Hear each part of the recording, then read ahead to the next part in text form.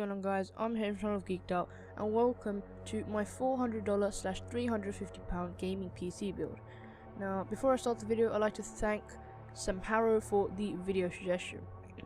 Now, I really think that $400 is really the sweet spot for any PC build. Again, this is a step up to my older $300 gaming PC build, which you can check out right here. Click this annotation right here to go to the $300 one.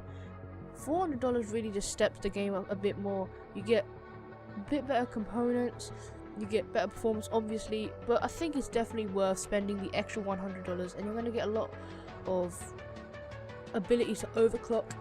You're going to have just overall a better experience in gaming, and you got more of the future-proof side of things going on.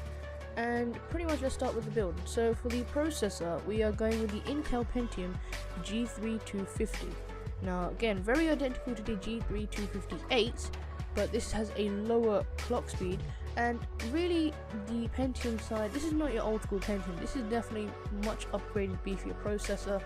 Definitely good for gaming, even though it only has 2 cores. Dual core processor is okay for now, and it does have a 3.2 GHz clock speed. Now, it runs on the socket LGA 1150, and overall is a great processor with a power usage of 53 watts.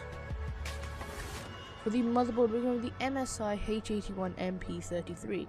A great motherboard overall. It's a micro ATX motherboard with SATA 3 connection, which is for your hard drive obviously, with 6 gigabit per second, a PCIe 2.0 16x connector in a micro ATX form factor. It also comes with OC Genie 4.0 to overclock the Pentium, and it comes with military class 4 performance, meaning that this motherboard will definitely not fail on you. For the memory, we're going with HyperX Fury Blue 8GB DDR3 1600 memory module.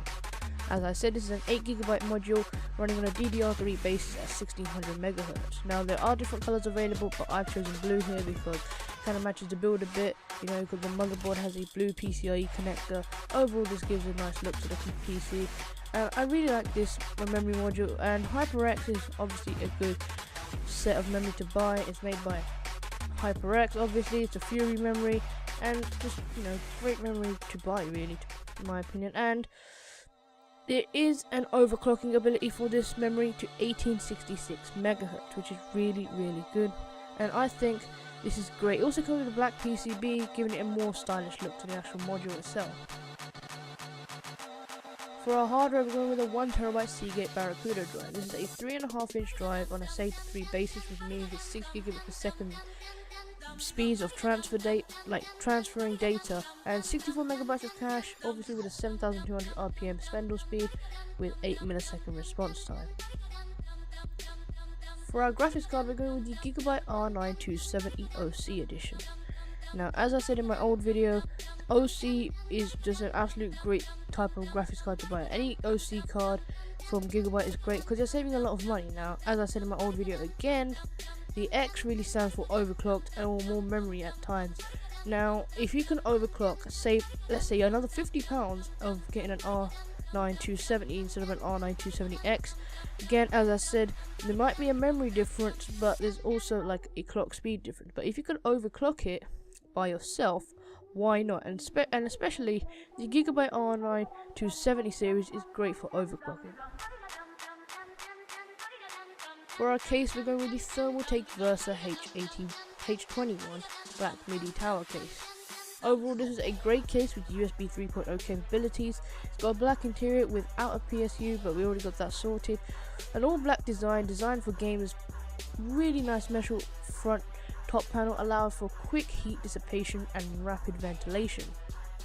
Also has a tool-free installation for your hard drives. That's 5.25-inch bays and 3.5-inch bays, handy I/O ports, and it comes with one pre-installed 120mm exhaust fan with 2 optional at the top, which means you can add a 240mm radiator for water cooling. For our power supply, we're going with the EVGA 500W 80+ power supply. A great value power supply with great quality performance with warranty included. This is a great power supply overall, especially when you're building on a budget. Overall, it's just perfect.